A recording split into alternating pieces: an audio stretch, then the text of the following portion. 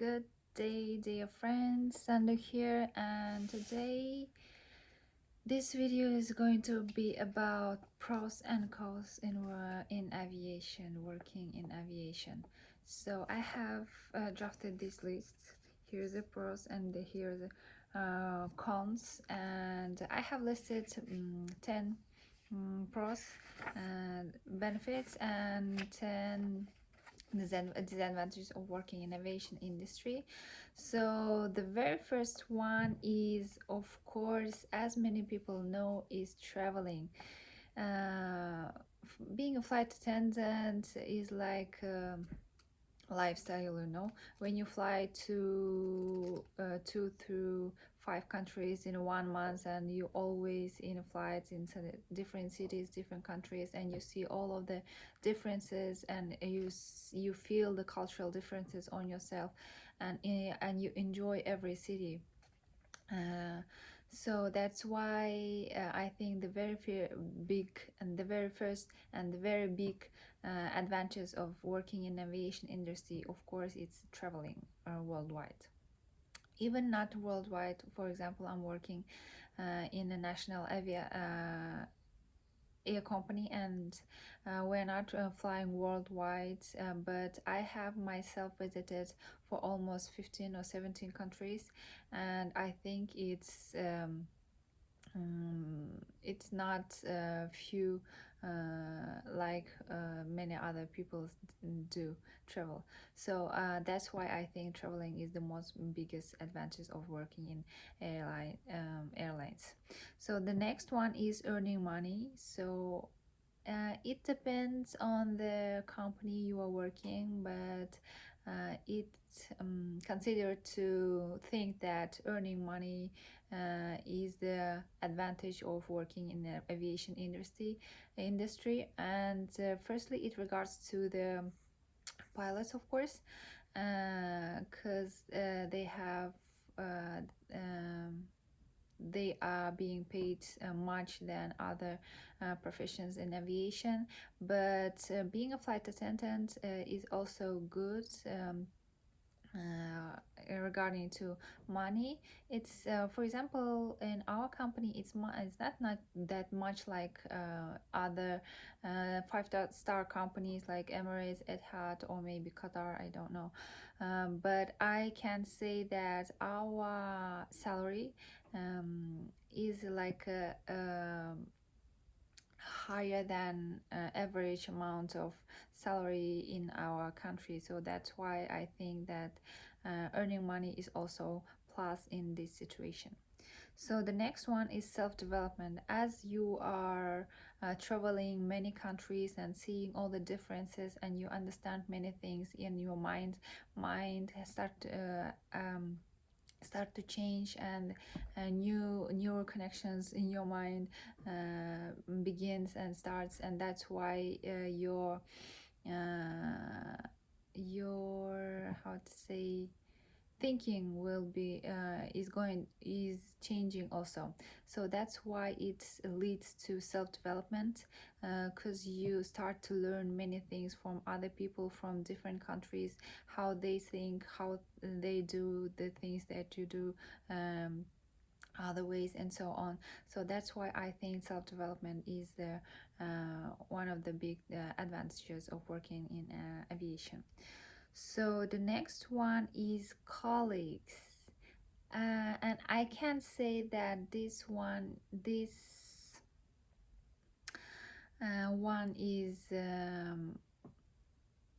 like not most important, but most pleasant one, as when you work in aviation, you always meet new people, not only passengers, as we know, but also colleagues, as aviation industry also always grows and new people is coming, and someday I was also a newbie in aviation, and nowadays I have been working as a flight attendant for 7 years, and I can see that every single year there's a newbies in our company, and you can you can meet them, you can have a word with them, and you can make connections with other people, with new ones, you know. That's why I think that colleagues is a big advantage here. So the next one I have listed as socialization, which means that you met so many people in one day. For example, if we are flying to, I don't know, any destination, for example, to Dubai, on aircraft Boeing 767, and there are, you know how much, how many seats there? 30 business class and 193 economy class, almost 230% in one plane, without considering pilots and crew.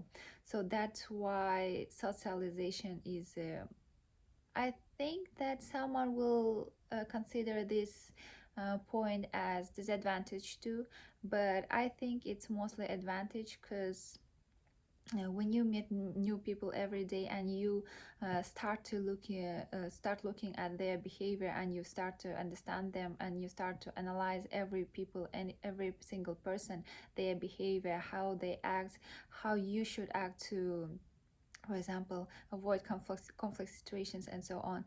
So that's why I think that socialization is a pro not is a benefit in aviation industry there. So now we will move to self-confidence and self-esteem, and comes from um, it comes from socialization and promotion, I think, in aviation industry.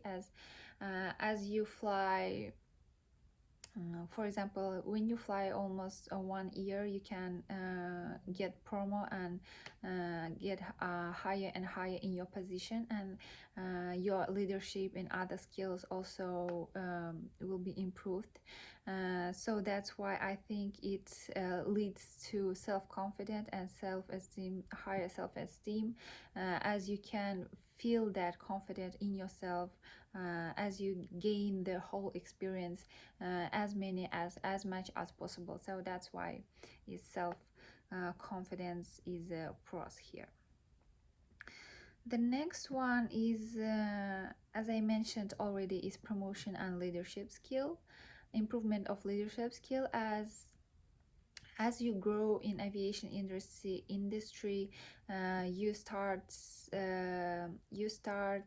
solving new problems. In any position, there are responsibilities that you have to deal with, and that's why you have to improve that skills, that leadership skills, not only leadership but also organizational, self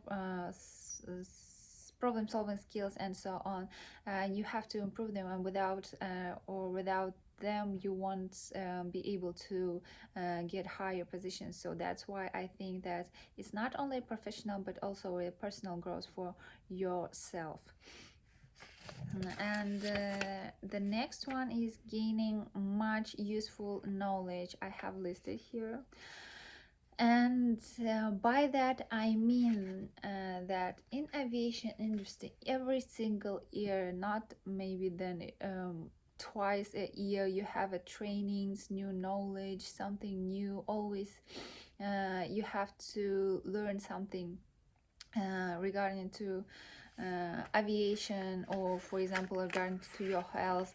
For example, we have once a year recurrent online course, and you can find there many useful information for yourself, for your health. For example, we have there safety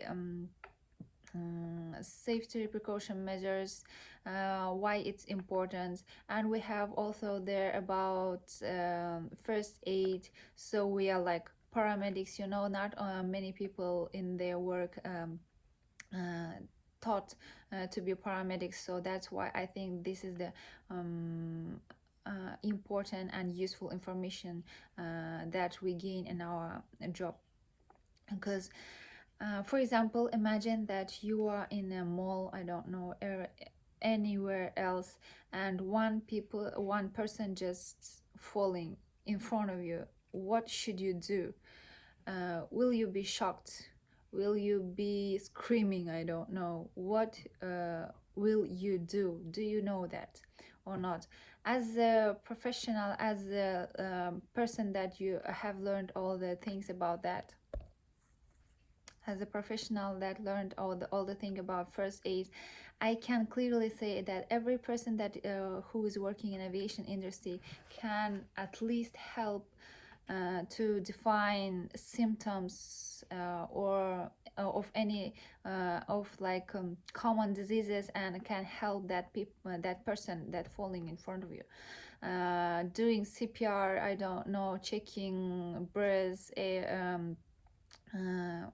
checking life, like how to say, um, I can say that every person can clearly help other person with the medical stuff and health, if there is a situation that requires it. Oh my gosh, that word is so difficult for me. So the next and the last one is finishing this list is discounts and benefits. Of course, every person working in any company, I think, that has the have benefit at as a discounts on a flight tickets. Some will say that free tickets, maybe some will say discounted tickets, but I can't say that that there is a free tickets, because we have like 90% discount, but you have to pay the last 10%, and also airports taxes for to buy the tickets. So I can say that it's free, but discounts are really really big. So that's why it's of course, as you know, not only one person who's working in aviation can get that discounts and benefits, but also two, for example, in our company, we also two relative siblings or mother and dad can use that benefits. I know that in many other countries, like five-star countries like Etihad, Emirates, or any other, there are listed like 10 people who can use their beneficial benefits, but in our company it's only two, but I think it's okay.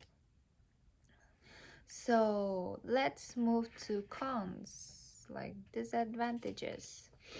And I think we will say many things here because I have listed also 10.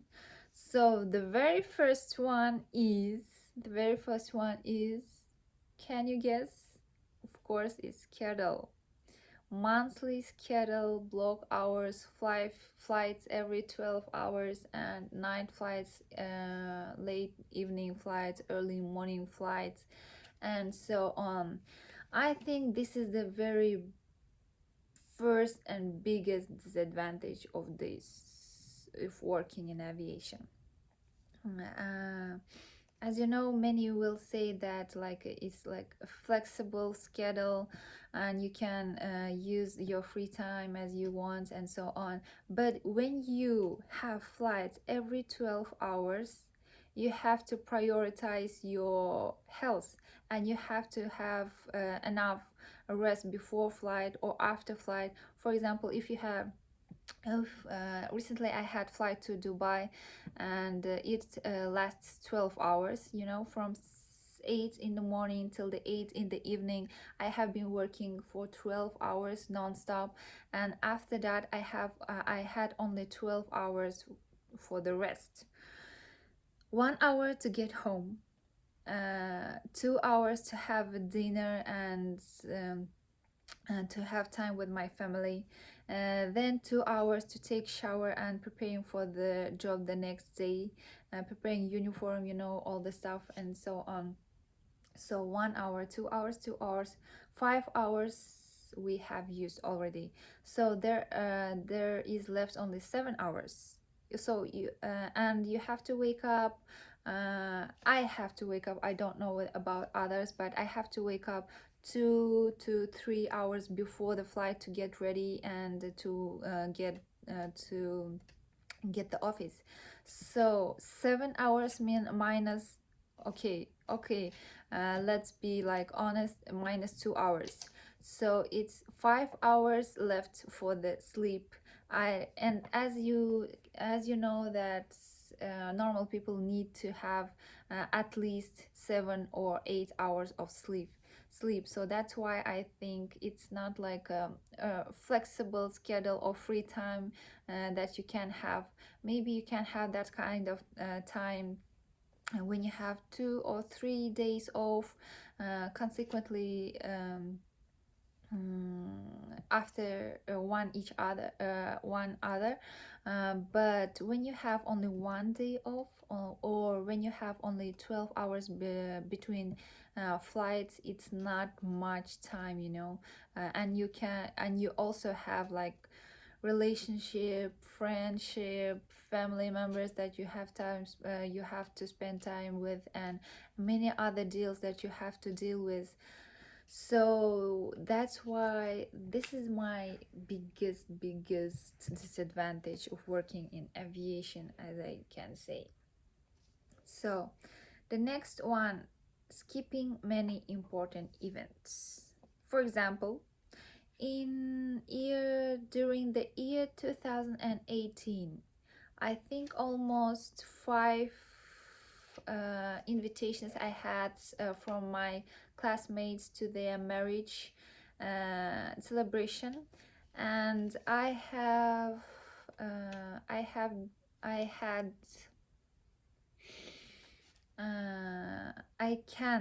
I could had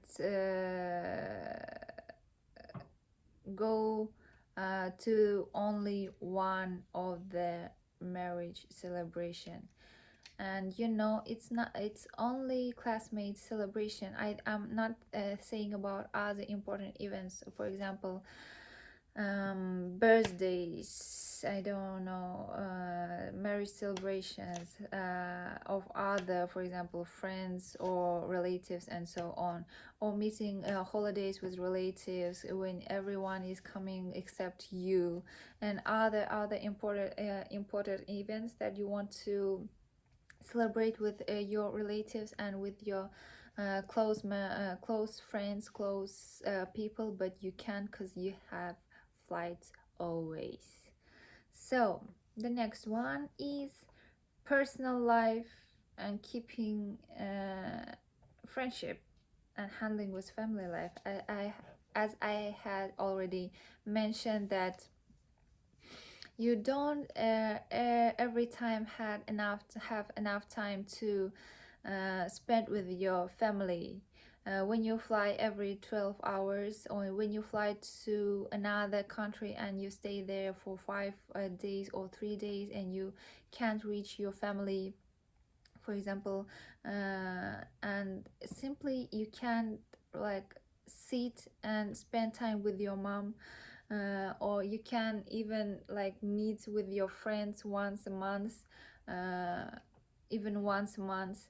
I don't say about relationship. It's so hard to create a relationship in aviation industry, because not many people understand our schedule, and not many people like understand that it's your job, and they think that you should prioritize only them. So even sometimes my friends getting like sad about that we can't meet and spend time even sometimes, but I I had I have to explain them every time that it's my job. Sorry guys, let's meet next month or next month and so on. Let's choose one day and I will come definitely, so the next one is lack of enough sleep. This is my problem, when you have, for example, I had flight yesterday to Seoul from Almaty. It was like a night flight, and I had to sleep during the day to have a proper rest before the flight. But I couldn't fall asleep simply because there is no regime in our um, like in this lifestyle. I can say that there is no like a regime that when you go to bed at like 10 p.m. and wake up at 7 a.m. and so on. So you have to sleep when you feel sleepy, but you can because you maybe working, or you can because you are just having breakfast after work, and till having breakfast, or till having and during having dinner, you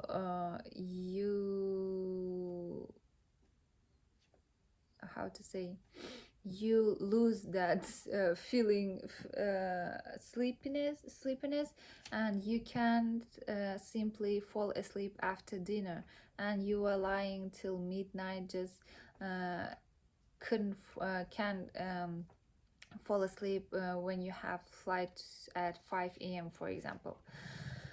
And I really think that those people who can just lay down and sleep immediately, I think they are very happy, because I'm a person who couldn't fall asleep for like 3-4 hours after getting to going to bed. So that's why this is my one of the main problems um, working in aviation industry. The next one is handling with difficult passengers. As you know, as many know, uh, in aviation industry, we met so many people that you don't know how to act with, how to communicate with, and sometimes I can say that one in to 150 passenger, like one one of them will could be difficult to connect with. Sometimes they will be angry, sometimes they will be just anxious, sometimes they will be nervous and shouting to shouting to you maybe, or screaming to others, or just screaming out. Maybe they have a phobia of aerophobia, like phobia of flying planes and so on. Maybe they have claustrophobia, they have fear, and maybe they just drunk, maybe they just not in a good mood, and that kind of people, we can meet that kind of people in every single flight. So handling with this kind of passengers is kind of difficult, because you don't know in what situation, you don't know. For example, you are having conversation with this kind of people, yes, with this kind of person, yes, and you don't know in which exact time they will blow like a bomb, every single word that you said could be like a drop in the sea that will activate that bomb. So you have to be very careful when you deal with that kind of passengers. And not only be careful when you are talking to that person, but we have to make that situation, to solve that situation or any problem that they have. So we have to make that situation end up with happy ending, when everyone is happy from our side, our company happy, that making sure that that passenger is also happy leaving the aircraft, so that's why it's not easy to handle with that kind of passengers. So let's move to safety.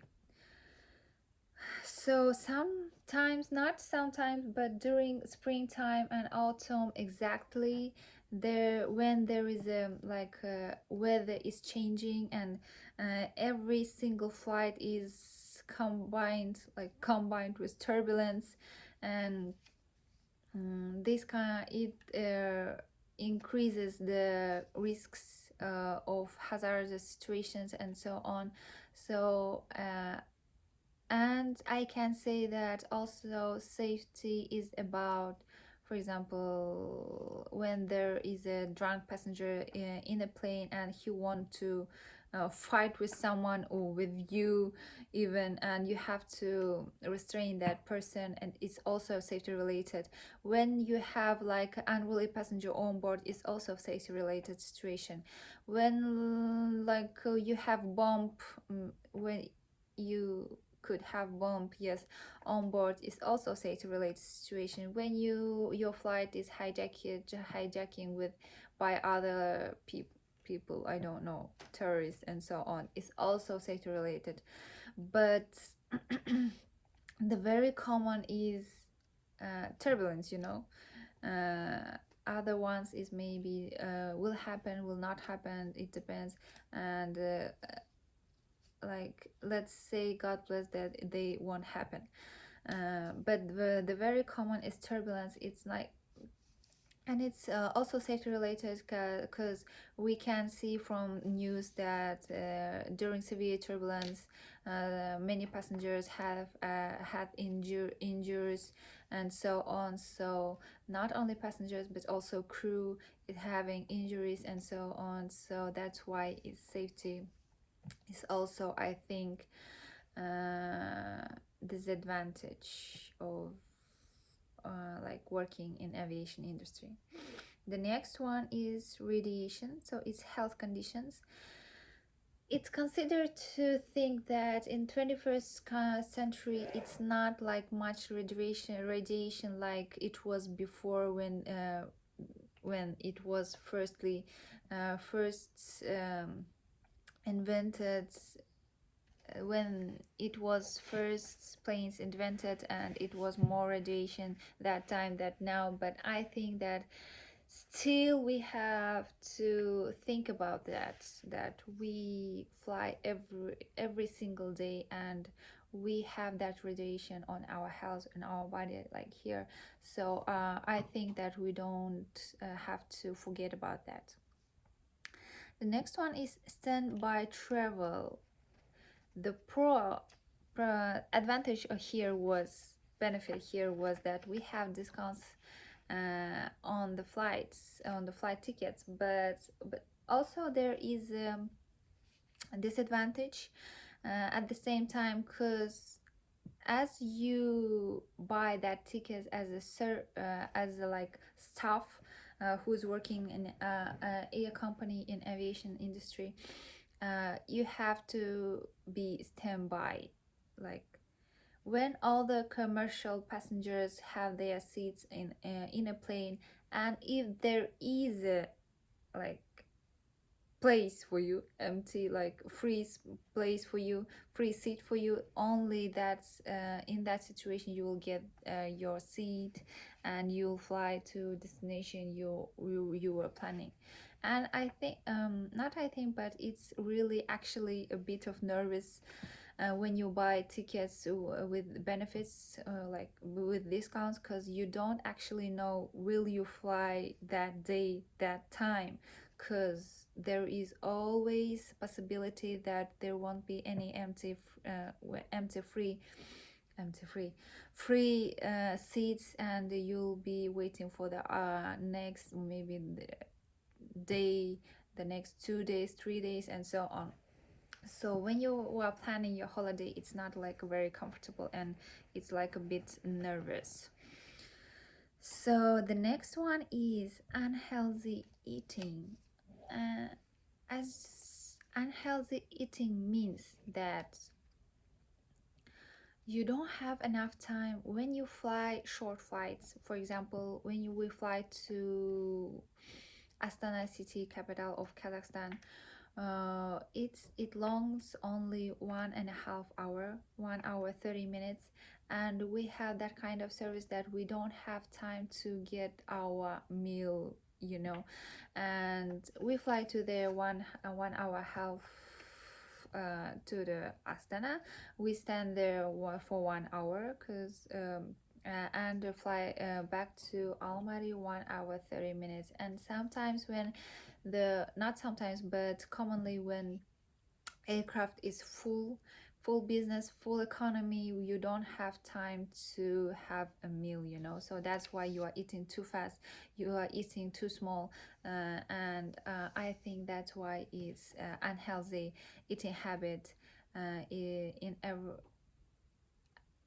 every person in aviation industry. I think have this unhealthy eating habit. I'm not saying about long flights.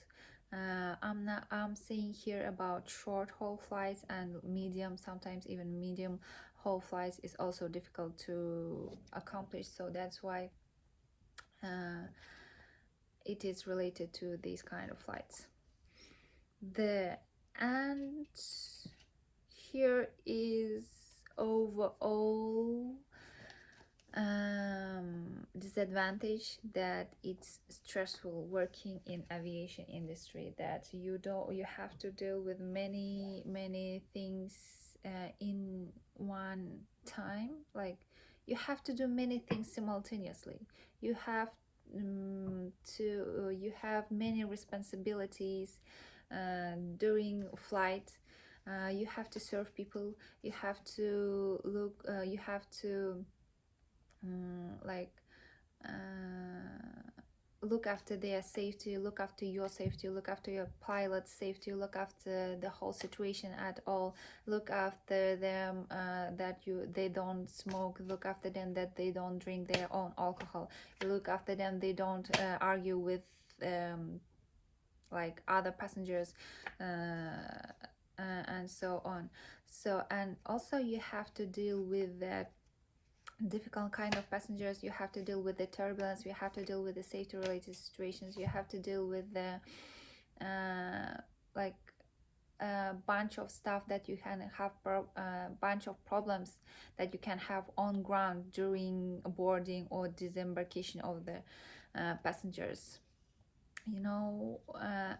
So that's why I think, and overall this like a flexible time scheduling and having many flights. For example, we can have 4 sectors, like two flights in one day. So for example, Astana, Shymkent, Kızılar'da, Shymkent, I don't know, Tashkent, Bishkek. When you have to take off and land 4 times in one day, and I think it's like the most stressful moment for me. I don't know about others, but it's the most stressful moments and days flights for me. So that's overall like pros and cons from me in working while working in aviation industry that I have listed here. And I suggest you, and I hope that you enjoyed like my video today, and I suggest you think thoroughly and twice, I don't know, 3 times 4 times before coming to aviation industry. Can you handle this workload when you have to fly? For example, here is the story of mine, and the last year in 2022 I have signed like a negotiation with a company to fly 900 hours a year, when usually we fly 800 hours.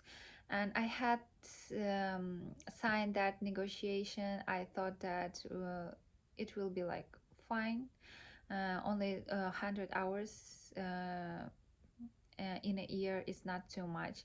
But I had regret, I regret that my decision so much, because that kind of workload was too much for me. Like I couldn't handle it.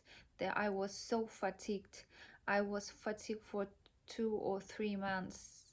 During these 2 or 3 months I couldn't feel better before that 3 months has gone. So that's why I suggest you think thoroughly before deciding to come to aviation industry. I mean, like, not aviation industry, but becoming a flight attendant. And I hope that you enjoyed my video, and thank you for watching, and goodbye.